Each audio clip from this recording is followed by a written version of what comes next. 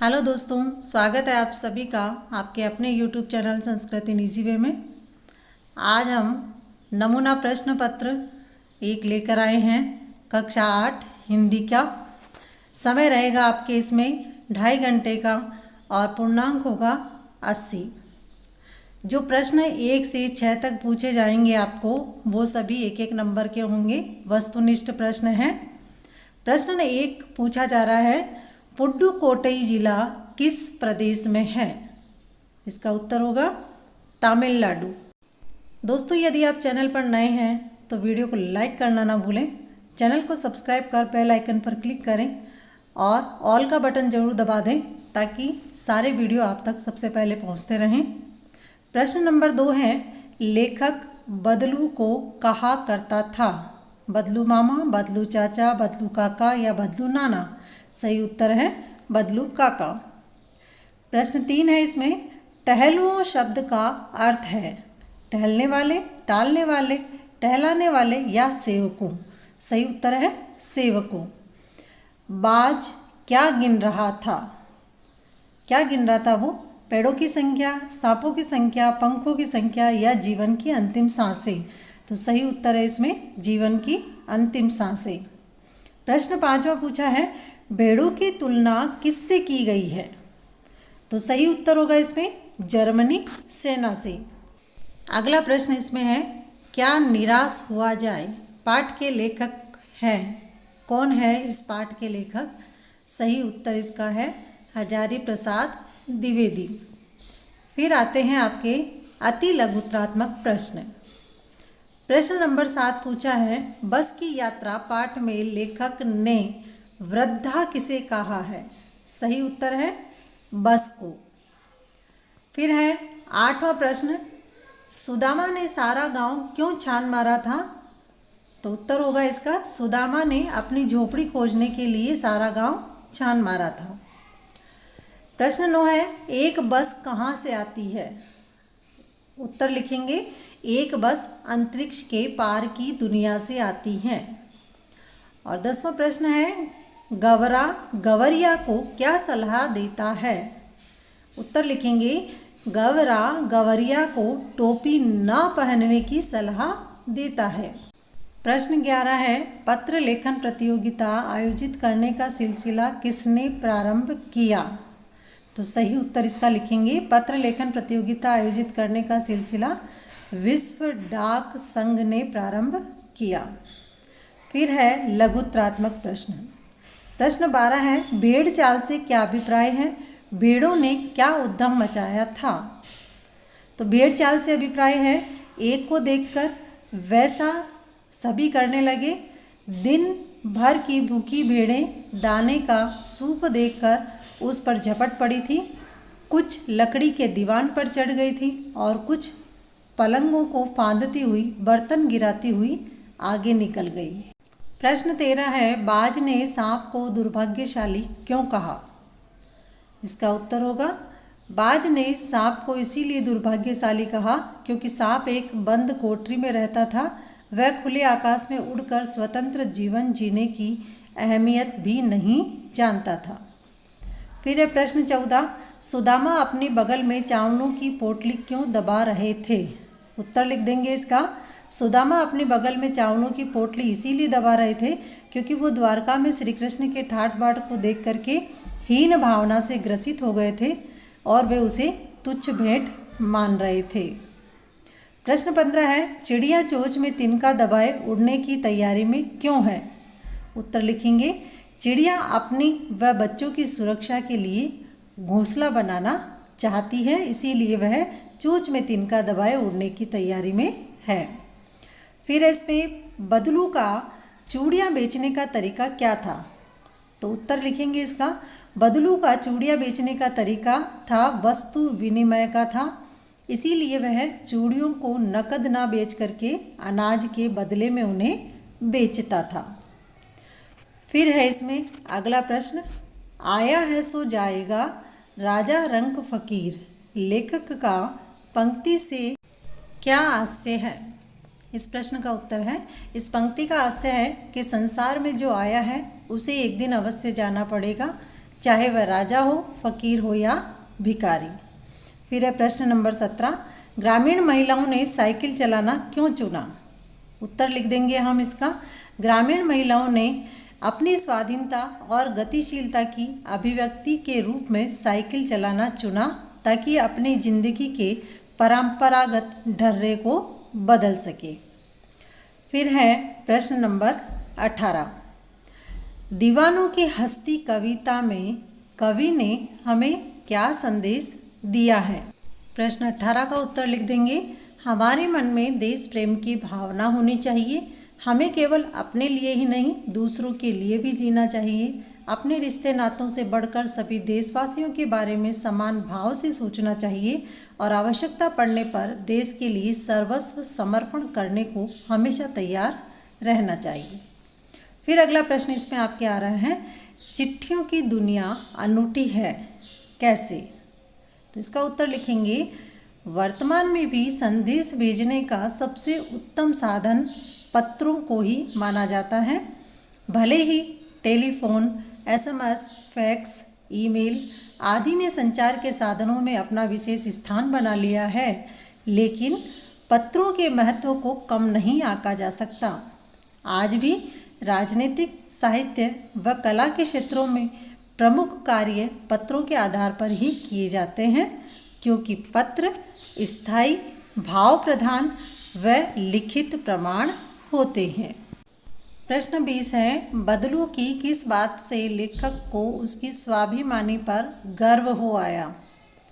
उत्तर लिखेंगे इसका, जब लेखक ने बदलू की बेटी रज्जो की कलाइयों में लाख की चूड़ियाँ देखी तो वह उन सुंदर चूड़ियों को देखकर ठिठक गया।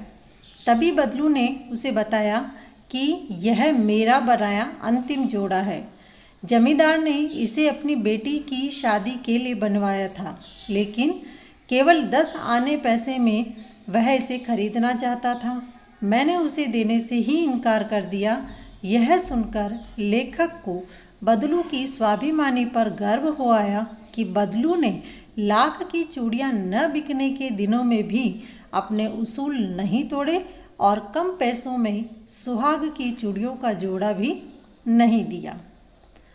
प्रश्न 21 है, कामचोर कहानी का मूल प्रतिपाद्य क्या है? उत्तर, घर के सामान्य काम हो या अपना निजी काम हो, प्रत्येक व्यक्ति को अपनी क्षमता के अनुरूप कार्य करना चाहिए।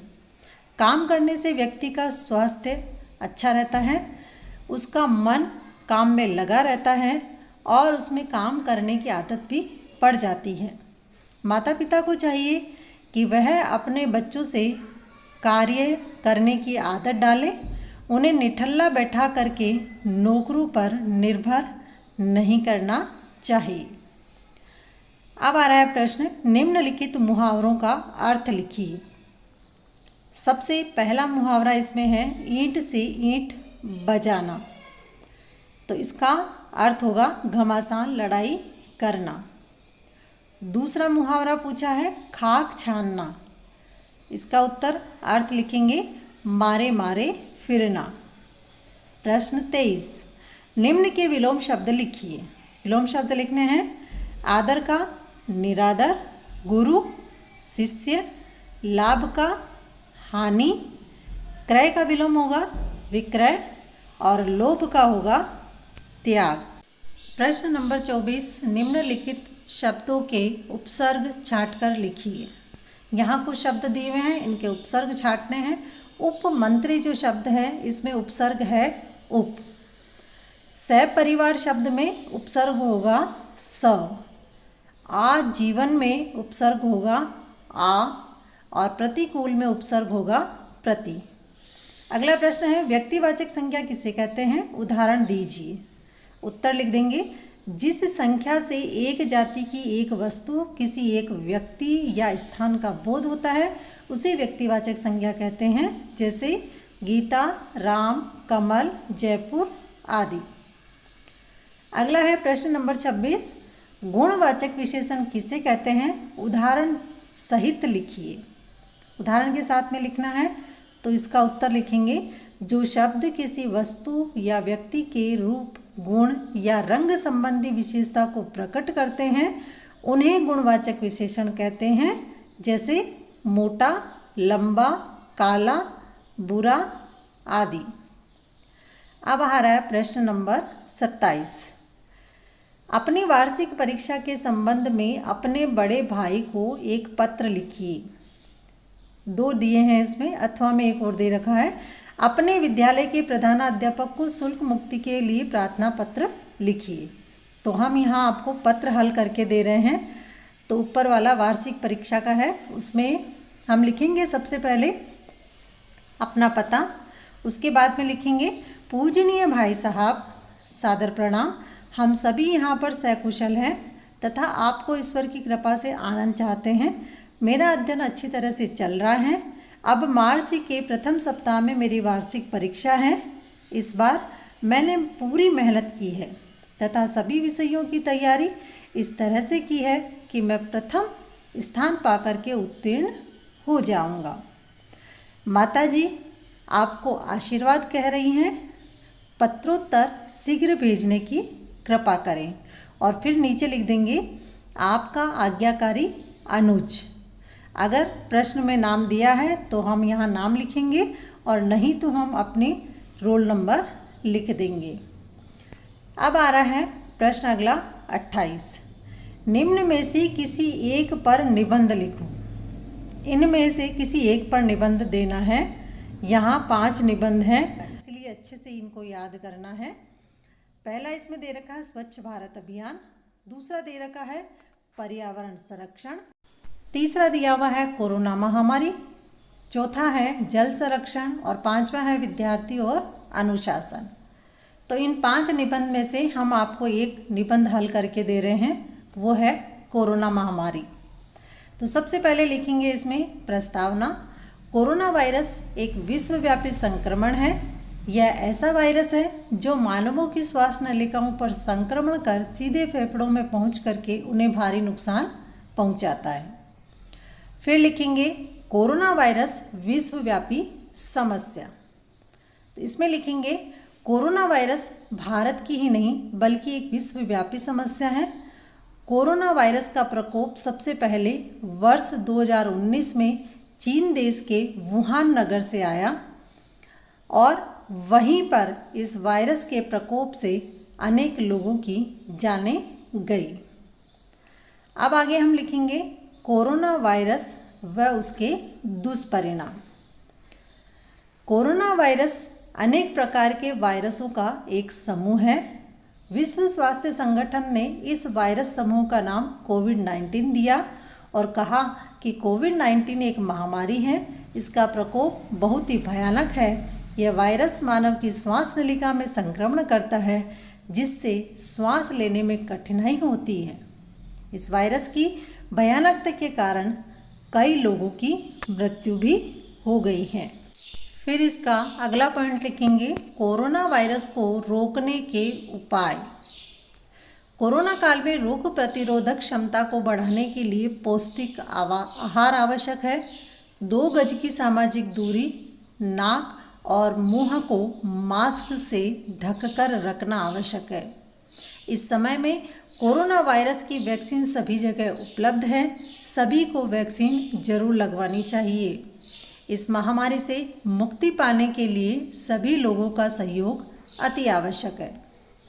फिर लिखेंगे अंतिम पॉइंट उपसंहार। कोरोना महामारी विश्वव्यापी समस्या है। सभी लोगों के सहयोग से ही इस महामारी से मुक्ति पाई जा सकती है। तो दोस्तों, आपको ये वीडियो कैसा लगा हमें ज़रूर लिख करके बताएं। ये वीडियो अपने दोस्तों के साथ शेयर करें और ज़्यादा से ज़्यादा इसको लाइक ज़रूर करें। लाइक करने से हमारा भी हौसला बढ़ेगा और ऐसे ही वीडियो देखने के लिए हमारे साथ बने रहें। धन्यवाद।